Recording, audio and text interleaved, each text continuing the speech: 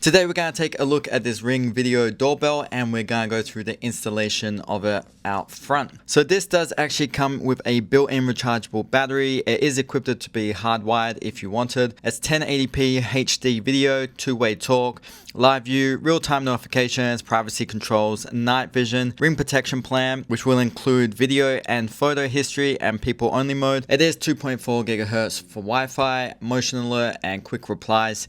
And comes with everything that you see in this box, and this did come off Amazon. If you are interested in this product, I have left a link in the description. Once you've got it all marked out, take a masonry drill bit and pre-drill your holes, install your plugs, followed by the screws to hang the actual hanging plate.